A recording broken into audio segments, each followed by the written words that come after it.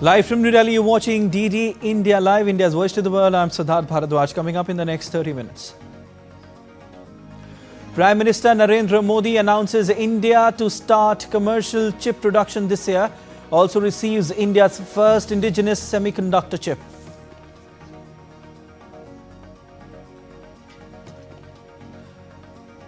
India's national capital, New Delhi, hosts 20th Global Sustainability Summit.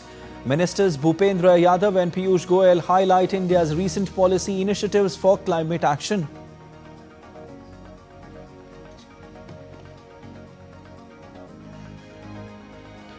President Putin says Russia never opposed Ukraine joining EU. Also says consensus possible on ensuring security of both Russia and Ukraine.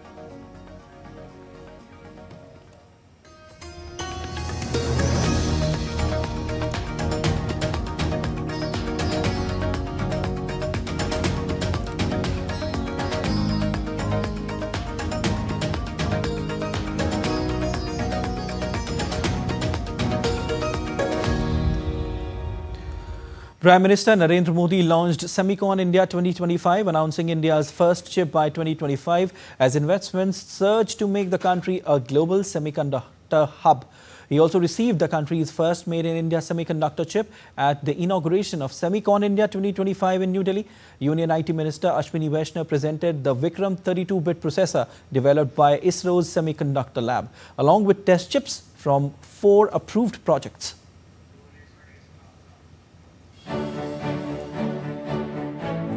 वो दिन दूर नहीं जब पूरी दुनिया कहेगी design in India, made in India,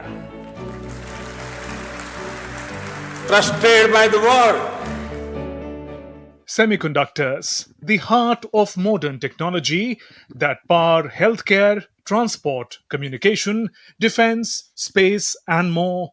Prime Minister Narendra Modi inaugurated Semicon India 2025 at Yashobhoomi in Delhi, a major push to make India a global semiconductor hub. The world trusts India.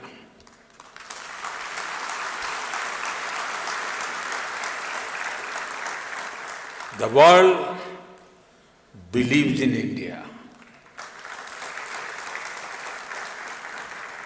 And the world is ready to build the semiconductor future with India. Prime Minister announced that India's first indigenous semiconductor chip will hit the market by the end of 2025. He said the government is working on mission mode to grow this sector. एक तरफ जब दुनिया भर की economies में चिंताएं हैं, आर्थिक स्वार्थ से पैदा हुई चुनौतियां हैं, उस माहौल में भारत ने 7.8% की ग्रोथ हासिल करके दिखाई है. ग्रोथ की यही दिशा है तो भारत को थर्ड लार्जेस्ट इकोनॉमी बनाने की तरफ तेजी से बढ़ना पक्का हो चुका है. 6 chip-making units are already under construction and 4 more approved, attracting investments of over 1.6 lakh crore rupees across 6 states. Prime Minister Modi linked the effort to the vision of Viksit Bharat 2047, underlining the need for self-reliance in critical minerals and advanced technologies. हमारा semiconductor mission सिर्फ एक fab या एक chip निर्माण तक सीमित नहीं है. हम एक ऐसा सेमीकंडक्टर इकोसिस्टम बना रहे हैं जो भारत को आत्मनिर्भर और ग्लोबली कॉम्पिटिटिव बनाए. भारत दुनिया की मोस्ट एडवांस्ड टेक्नोलॉजीज के साथ एक क्षेत्र में आगे बढ़ रहा है. जो इमर्जिंग टेक्नोलॉजीज हैं उनको भारत में बनी चिप से नई पावर मिले, ये हमारा फोकस है. With more than 20,000 participants, 2,500 delegates from 48 countries, and over 350 global exhibitors, Semicon India 2025 is being seen as India's big leap into the global semiconductor race. With Akshay Dongre, Taposh Bhattacharya's report for DD India. Also addressing the event, India's Minister of Electronics and Information Technology Ashwini Vaishnav said India's semiconductor mission began with Prime Minister Modi's visionary leadership and a razor-sharp focus on execution. He added that the world now looks to India with growing confidence. Just a few years ago, we met for the first time to make a new beginning. Driven by our Prime Minister's far-sighted vision, we launched the India Semiconductor Mission. We collected together a team of globally renowned industry leaders and we started the new journey with laser-sharp focus on execution. And here we are today. In a short span of 3.5 years, we have the world looking at India with confidence. Today, construction of 5 semiconductor units is going on at a rapid pace. Pilot line of 1 unit is completed and we just presented the first Made in India chip to Honorable Prime Minister. At the Semicon India 2025 in the national capital, Benjamin Lin, President Delta Electronics India, said country's semiconductor market is growing across the technological platforms from daily to critical applications, making it one of the biggest in the world. In an exclusive conversation with DD India, President Lin shared more insights on India's semiconductor industry. Joining me is Benjamin Lin, the president of Delta Electronics. Sir, people are talking a lot about semiconductor industry in the country. How do you see the whole atmosphere here and what do you make of the semiconductor industry in the country? I think I joined the Semicon India for many times. But the first time I came to the Semicon India, I think maybe only 30 or 40 booths. But this year, I think here is so huge, so many the booths here together. And also this morning, I think from the Prime Minister, the Mr. Modi, he doing a very perfect speech, and also he showed a very good ambitious for the Semicon India, and for as part of the ecosystem for the Semicon industry, as a Delta Electronics, we are quite confident the Semicon industry will grow very smoothly and very fast. It's an industry which is pegged at almost a $1 trillion, by 2030. People believe that India may have a share of almost $10 billion in that. How do you see, and are you planning to set up shop here? You have a say in the Make in India program of Prime Minister Modi? I think the investment for India is necessary because I think for Semicon industry the investment always is very huge. Yeah, so as part of the ecosystem, actually we need to have the talents, we need to have the overall the ecosystem together to helping the industry growth. So as part of these industries, we are quite happy, and also we are manufacturing locally in India. So we are fully support the Delta, the Semicon, and also for the India Semicon industry. Much appreciate your time. So that was the president of Delta saying that with Prime Minister Modi's vision, India is all set to have a major say in the semiconductor industry. With cameras and Yogesh, this is Taposh Bhattacharya for DD India from Delhi. As COP30 in Belém draws closer, senior diplomats gathered in New Delhi to share their expectations for the UN Climate Summit in Belém, Brazil. The dialogue underlined the need to align national strategies with global ambitions. The session brought together senior diplomats, including Azerbaijan's ambassador Elchin Hossein Lee, South Africa's Deputy High Commissioner Cedric C. Crowley, COP30 CEO Anna Tony, and representatives from Sri Lanka, France and Switzerland, among others. Participants highlighted climate finance, equity, just transition, regional cooperation, and scaling up adaptation as priorities for the Belém summit. COP30 President Andre Aranja Correia do Lago said the summit must move from promises to implementation with solidarity and credibility at the core. We need to have answers at COP30 that will be satisfactory for different levels of analysis of a COP, because a COP is not analyzed in a straightforward, objective way. So civil society will expect some things, developing countries will expect others, developed countries others. And then business is expecting other things. And so how can we balance these expectations to reach something that truly contributes to the strengthening of the regime, to multilateralism, but at the same time expand the debate beyond the regime? Commerce and Industry Minister Piyush Goyal met Michael Mustian, India country chair of ExxonMobil in New Delhi. The two leaders discussed the company's initiatives and expansion plans in India. The talks also focused on fostering deeper collaboration and harnessing India's vast potential for innovation, sustainability and economic growth.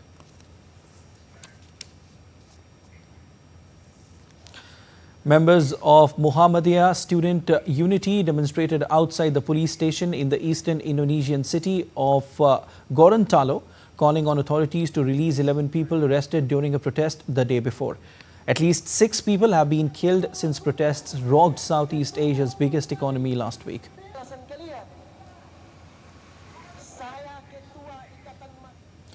Pippi Longstocking, IKEA and the Nobel Prize are among 100 works, brands and ideas deemed to define what it means to be Swedish, according to a cultural heritage list unveiled by the government on September 2nd. The Swedish list includes Ingmar Bergman's iconic 1957 movie, The Seventh Seal, rebellious children's book character Pippi Longstocking, and the practice of Alleman Retretten, the right to temporarily camp on privately owned nature properties. In the Kabylie Mountains of northeastern Algeria, villagers of Belayel continue to preserve a centuries-old craft, harvesting salt by hand from a high-altitude natural salt lake. Salt harvesting in Belayel relies in fact on a centuries-old method of solar evaporation. And still to come on this edition of DD India Live. Another earthquake hits Afghanistan. Stay tuned for more details. Brazil's Supreme Court begins hearing final phase of landmark trial of former President Jair Bolsonaro.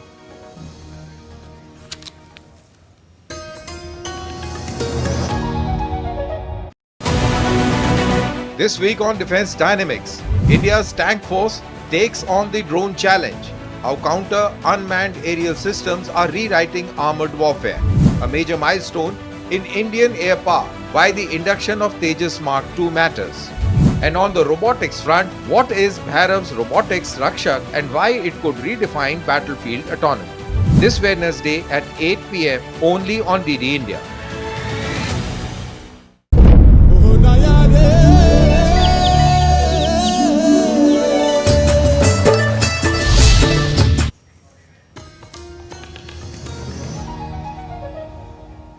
You're watching DD India Live. I'm Siddharth Bharadwaj.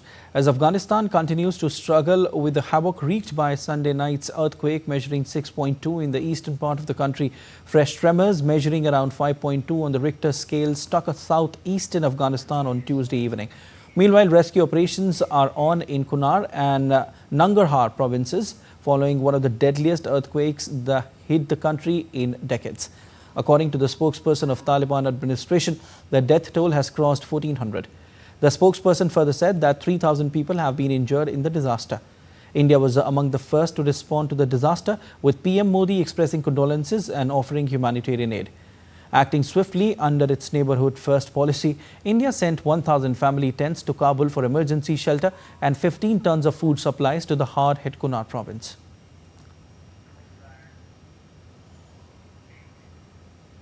Russian President Vladimir Putin said on Tuesday that Moscow had never opposed Ukraine's potential membership of the European Union.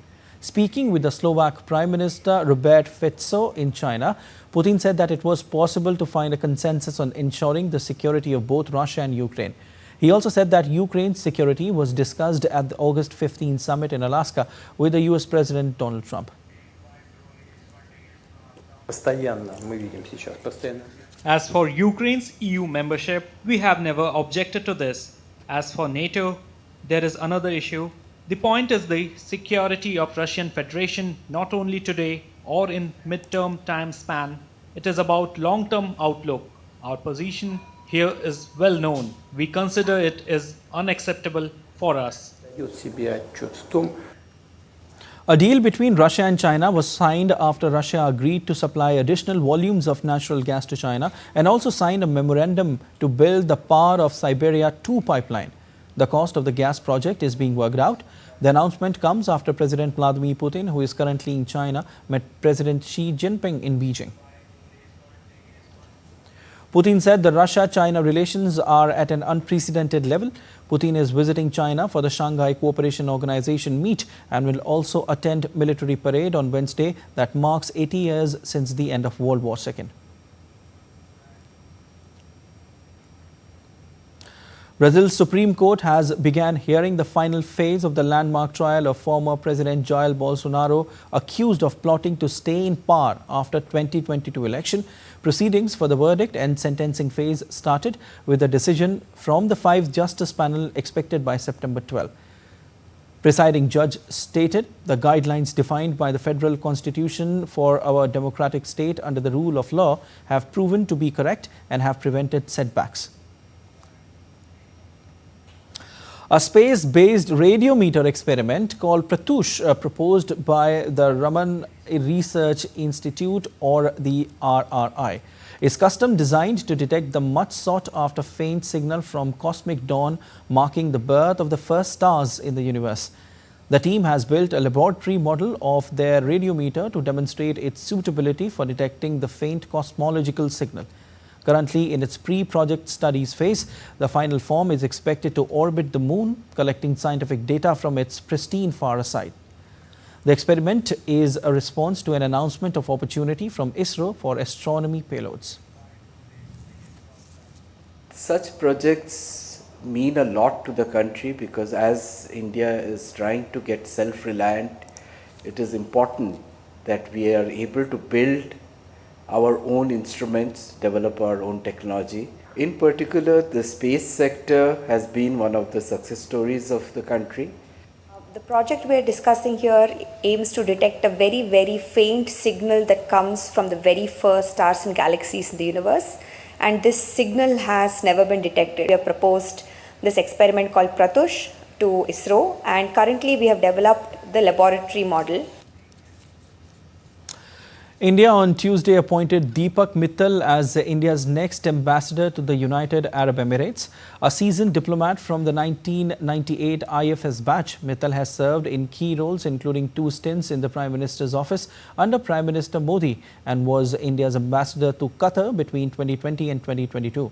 He is credited with leading India's first formal diplomatic engagement with the Taliban and strongly defending Indian nationals at global platforms. He will succeed Sanjay Sudhir, who retires later this month.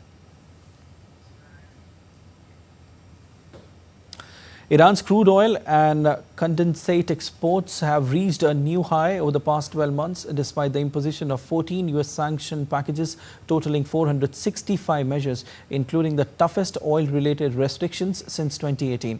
According to the Iranian Oil Ministry's news service, oil exports remain a critical driver of the economy, accounting for 30 to 40% of government revenue. Data from Kepler showed shipments to China reached 1.81 million barrels per day in March, 22% higher than the 2024 average. And the International Energy Agency reported exports averaging nearly 1.7 million barrels per day in the first half of 2025.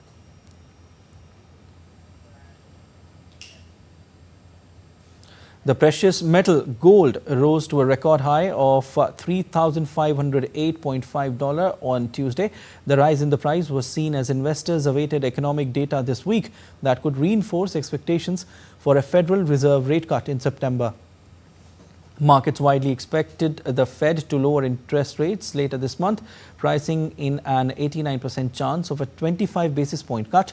But data this week will help investors gauge whether the central bank could perhaps lean toward a jumbo cut. India's eastern state of Bihar has been carving out a new identity as a new sports hub by hosting national and international tournaments. The Hockey Asia Cup is underway in Rajgir town. In the last few years, the state has set up modern facilities to identify and groom new talents who could compete at national and international events. Watch this special report by our correspondent Gaurav Kumar. The Men's Hockey Asia Cup is underway in Bihar, where the home team continues to dominate the tournament. But this is not the only marquee event that the state has hosted. In November 2024, the Women's Asian Hockey Champions Trophy was held here. In May 2025, big events like Khelo India Youth Games and Asian Rugby Championship took place. The people believes that due to the efforts of the central and state governments, Bihar is emerging as a new sports hub. Bihar का अंतर्राष्ट्रीय स्तर पर कोई खिलाड़ी उतना नहीं हुआ करता, लेकिन अब देख रहे हैं, देखिए रग्बी में कुछ खिलाड़ी प्रतिनिधित्व किए हैं, क्रिकेट में कुछ क्रिकेटर लोग आए हैं, मतलब अब अंतर्राष्ट्रीय छवि मतलब बिहार का सुधर रहा है क्रिकेट मतलब कि हर खेल पे। हमारे बिहार के खिलाड़ी बहुत कम ही बाहर प्रतिनिधित्व करते हैं, चाहे इंडिया लेवल हो, चाहे अदर ओलंपिक हो या एशियन गेम्स हो, ठीक है ना। तो हम चाहते हैं कि इस तरह से सरकार की जो व्यवस्था है उस व्यवस्था से खिलाड़ी भी निकले और आगे खेले, इंडिया के लिए खेले, सब कुछ खेले। According to Rajnikant, Registrar of Bihar Sports University, Rajgir, the government has worked hard at the grassroots level and sports competitions are being organized at the village level to identify new talents. केंद्र सरकार की भी अपनी योजनाएं हैं और उन सभी योजनाओं का बढ़िया से कार्यान्वयन राज्य में हो रहा है और राज्य सरकार की अपनी योजनाएं हैं और दोनों मिलकर इस दिशा में जो कार्य कर रही है उसका परिणाम सामने है और आगे और बेहतर देखने को मिलेगा। In the last few years, the state government has taken several big steps. Sports academies, coaching centers, and stadiums have been built. Along with this, special attention has been paid to modern training, nutrition, and fitness of the players. With cameraman Saurabh Bakshi, this is Gaurav Kumar reporting from Rajgir, Bihar, DD India.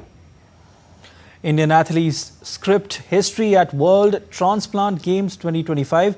A record 63 medals won, nearly double of Perth 2023. India finishes 13th overall in the medals tally. Special Olympics Bharat President Malika Nadda hails the athletes. Speaking to DD India correspondent Narayan Singh, she said our athletes sent out a strong message on organ donation. Indian athletes displayed a record performance at the World Transplant Games in Germany, and right now I'm joined by the President of the Special Olympic Bharat, Dr. Malika Nadda ji. Ma'am, a great performance by the Indian athletes and also sending a great message towards the society regarding the organ transplant in the society. It's a proud privilege for all of us to attend today's program, which sends a great message to the society about fitness, about organ donation, and about giving life to others, which is very important and which is a very big problem today in our country. So as we say, रक्तदान महादान, उसी प्रकार से हम ये कहते हैं organ donation के लिए भी हम यही कहते हैं अंगदान महादान। और मुझे लगता है आज जो हम यहाँ खिलाड़ियों से मिले और जिन्होंने अंतर्राष्ट्रीय स्तर पे खेल का प्रदर्शन करते हुए ना ही एक फिटनेस का परिचय दिया है, बल्कि उन्होंने पूरे समाज को एक संदेश भी दिया है कि अंगदान से कोई भी क्षति हमारे को नहीं होती है, बल्कि हम एक दूसरे को जीवन देके उसके लिए हम कुछ करने की क्षमता रखते हैं। हमारे जो प्रत्येक खिलाड़ी हैं वो एम्बेसडर्स हैं फॉर ऑर्गन डोनेशन, उनका मान सम्मान हर जगह होना चाहिए। Talking about the number of medals they won, and also in true sense we can say that whether it is a para games, whether it is special games, India is winning medals in all fields. So it reflects that the India is going towards an inclusive society. Inclusion movement is our motto in Special Olympics, where we are trying to include every person in the mainstream of our social life. Similarly, these athletes, these donors, these recipients of organs are like models for us. Every person is a champion, and sports can transform the life of every person is what we can give the message. That's all for this edition of DD India Live, but let us know your thoughts on the news of the day. For those on the go, you can get all the latest news and updates from India and across the world on DD India mobile app. The app is available on both Android and iOS platforms, and you can scan the QR code on the screen to download now. We'll be back with more news as it breaks here on DD India. I'm Prasar Bharati from all of us here in Delhi. Thanks for watching DD India Live.